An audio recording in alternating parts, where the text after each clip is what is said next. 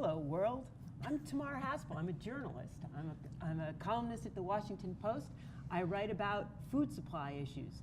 And we have here 4 other people who are going to talk about food supply issues with me. Specifically, we're going to talk about sustainable diets, what it looks like, what kinds of foods fit the bill, and then how we can get people to eat those foods. I have Jess Fonzo from Johns Hopkins. I have Adam Drewnowski from the University of Washington. Taylor Wallace is from George Mason, and Mary Chris Irwin is from Porter Novelli in DC.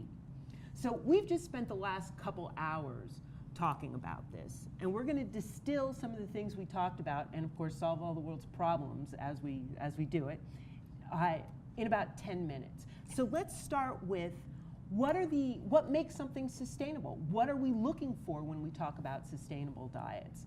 Adam, you've done a lot of work on this. I distinguish 4 domains of sustainability. So we have nutrition and health, number 1. Then we have economics, number 2. Then we have culture and society, number 3. And then we have the environment. So it's important to realize that environment is just one of the 4 components. And you're right, that's the thing that people think about when they think about sustainability. Do all of them count equally? I would say yes. I probably would say health and nutrition comes first because I'm in public health, and I probably would put health and nutrition first. But then let's not forget cost and affordability. And then cultural acceptance, because the global food industry deals with people on different continents, different countries. So cultural acceptance can determine what people buy or not buy. Jess, on that last point, you do a lot of work in the developing world. How does sustainability play out differently there than it plays out here in the United States?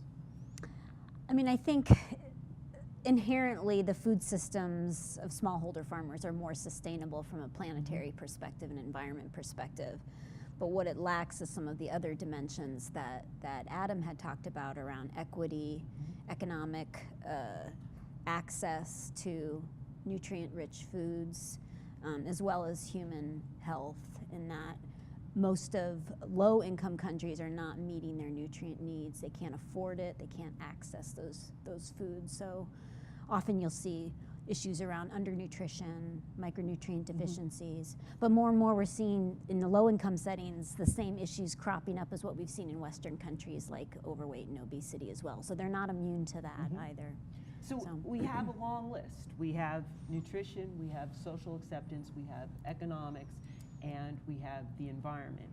Do you guys want to add to any of those? Anything that's not on that list, or have we covered it? Actually, there is something not on the list. It has to be sustainable to you. It has to be something that you can individually do and achieve and make personal, because food is a very personal choice. And all too often I think there's this finger-wagging syndrome that from on high, people are delivering these messages and this information, and it's just a pile-on. So you've got to suss through that and say, okay, I can do these, I can make these small steps and do that, and I can own it.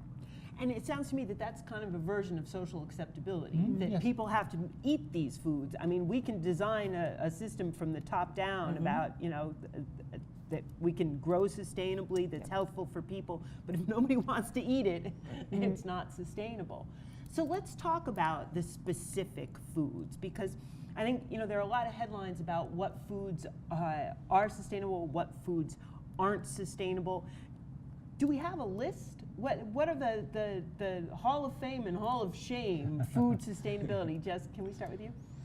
Yeah, so I think that's still trying to be sorted out by the scientific community. The Lancet Eat Commission, which I'm a part of, right now we're working on what are the hard planetary boundaries that we don't want to pass around land use and water and eutrophication and greenhouse gases, and what are the nutrient requirement thresholds that we want to meet and not fall under.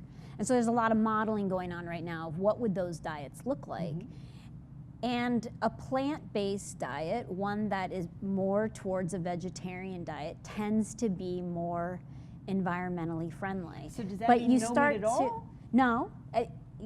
You start to then lose some of those nutrients, right? If you want to ensure that you don't surpass planetary boundaries.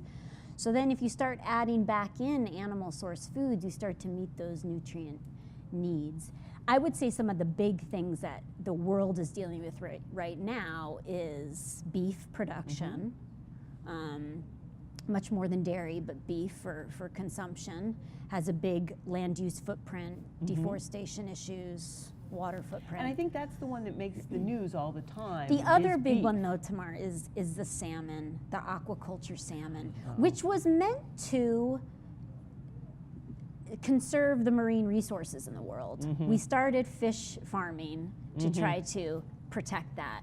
And what's happened is, in order to feed salmon, and the demand for salmon is so high, we're feeding the salmon those small fish. The forage fish. Yeah. So how about the other end of the spectrum? How about the foods that you think people should be eating more of and making an effort to incorporate in their diet, especially because there's room now that they're eating less meat?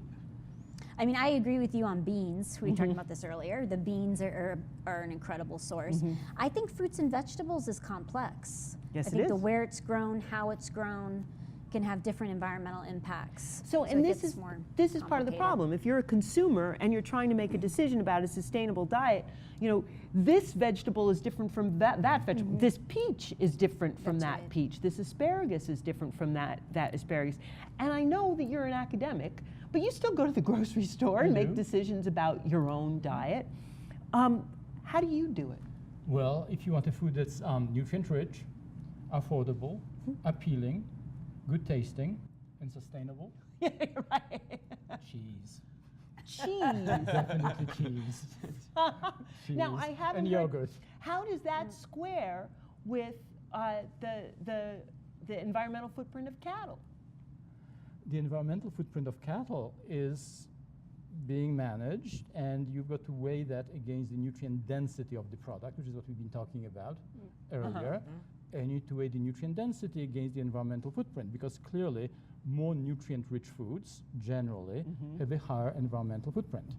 And if you want to lower your environmental footprint down to nothing, it's going to be sugar. It's going to be sugar. And that is a problem. That is a That is a paradox, problem. unfortunately. That's the problem. So, Taylor, you're a food scientist. And you know, when we talk about this problem, we're always talking about you know, how can we grow the foods that are better for us. Are there any post-harvest techniques we could use to make food more sustainable, more nutritious? Well, you know, I talked about this a little bit in the roundtable, Right. but actually harvesting using machinery and freezing food. So if you think of frozen strawberries or canned green beans versus fresh that are picked on the farm, you know, just because it has a little bitty bruise on it or a blemish doesn't mean it's a bad fruit or vegetable. We have a lot of food waste that occurs because people won't choose that certain type of food in the grocery store. You also mentioned, and this was something that I thought was worth following up about, what if we could grow, maybe not necessarily sugar, but grains that are less nutritious but have all of the calories that people need, and supplement with multivitamin supplementation? Is that viable? Well, look, I've done a lot of work with multivitamins and am a true believer in multivitamins. I take a multivitamin, and I pose the same question. I mean, if we're eating some of these more efficient crops that, you know, provide those calories, can we get our micronutrients through supplements? Definitely from a third world perspective, that makes sense. Does it make sense in a more overweight and obese population like what we're seeing here in the U.S.? I think that's to be determined. And one of the points that came up over and over was that we have two pretty much radically different sets of problems. We have the developed world where there's a problem of overabundance, and we have the developing world where there is still acute want in some places. And so one of the things that was important was, okay, let's not generalize. Let's not say this is a global solution. Let's focus in.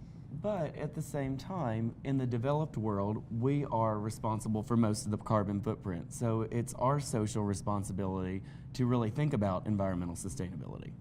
All right, well, on that note then, let's talk about how we can take some of these ideas about sustainability and make them real. You work in DC, you deal with the political apparatus. Don't laugh. I am smiling graciously at you, Tamar. What are the odds that we in the United States can take steps to actually protect the sustainability of our food supply, either from the agricultural end or from the consumer end? And what would those steps look like? I think people have to understand what the steps might be, and there's a variety of them. There's a lot of tools in this toolkit, and it really, including what you can eat and what you can do for the planet, and helping people. And again, it comes down to, it feels like a mandate. This is what you must eat. We play a blame game with food, and we all know what happens when you tell somebody what they cannot do and what they must do. They run screaming out of the room and grab that food and eat it. And by the way, Adam, the cheese thing, you and my husband are, On the same violently in agreement. But there are many things, and it will differ country to country. It will differ population to population and culture to culture, but I think we need, and I believe in the conversation today, we talked a lot about people need to be educated starting at a young age about what that looks like. What can you do in your neighborhood? What can you do at home with regard to food waste, with regard to recycling, with regard to composting? What can you do in your own personal diet? Nobody is saying, don't eat this, not that. But we Actually, need to, there's a really famous guy who says just that. Yeah, He made that a is lot true. of money doing it. He made a lot of money, but I think people aren't. You do that for a very short period of time. I mean, we were talking about gluten earlier today, But those are the kinds of things. If we've got sort of that bucket of stuff, so that we can sift through it and go, this makes a whole lot of sense for me, and it could make sense for my family as well. We'll do it because I do believe we want to be part of it. Well, and remember, all of the consumer data coming out from the International Food Information Council very much shows that consumers want to know what to eat versus what not to eat. But do they act on that? They want to know about it, but we just had a news story this week that there's a glut of cage-free eggs because consumers are unwilling to pay for more for animals that are hopefully living a better life. Do they put their money where their mouth is? Well, I mean, for example, we've been on the fruit and vegetable kick for 30, 40 years now, and we've been largely unsuccessful at getting consumers to eat more fruits and vegetables when we know that there are very large health benefits. But to that point, I think where we have been successful is meeting consumers where they are. Baby carrots, packaged servings that have everything ready to eat, because people don't want to. I mean, look at the schools right now, and look at school meals and some of those. Giving a child that has no teeth in second grade an apple to eat for lunch when they have 12 minutes to eat it, versus slicing them up. I mean, meeting consumers again where they are. We can't ask them to do everything. That's why it will take IFT. It will take the agriculture community. It will take that village. I'm afraid that the moral of this story is, as it so often is, that it's complicated. And as much as we'd love to solve the problem here today, I'm actually afraid that this session will go down as the one in which Adam Drunowski told you to say Eat cheese. cheese. And on that note, we'll sign off.